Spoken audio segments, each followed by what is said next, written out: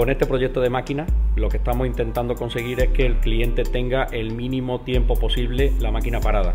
De un pedido a otro pedido sea escasamente minutos.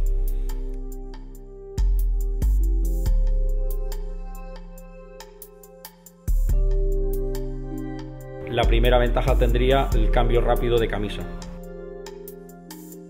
En vez de cambiar rodillos, con el peso, el esfuerzo, el tiempo, por lo que tenemos son camisas que en pocos minutos estamos quitando, poniéndolas al trabajo siguiente.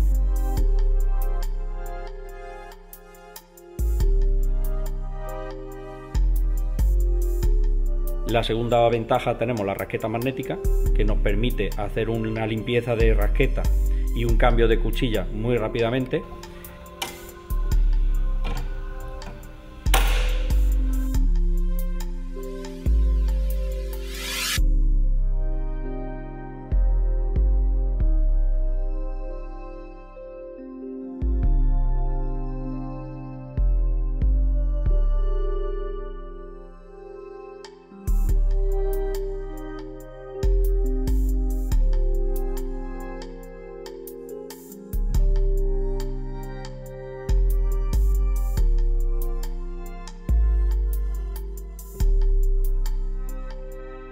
Y la tercera ventaja sería el servomotor.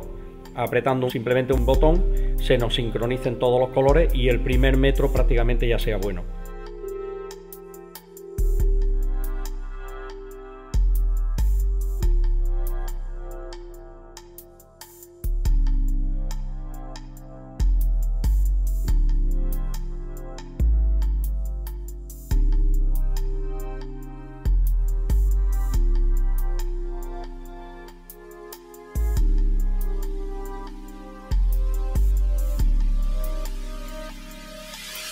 Ese es el proyecto que queríamos conseguir y que, bueno, es la ventaja que le estamos dando al cliente, que el primer metro sea ya efectivo y que de un trabajo a otro trabajo sea lo más corto posible.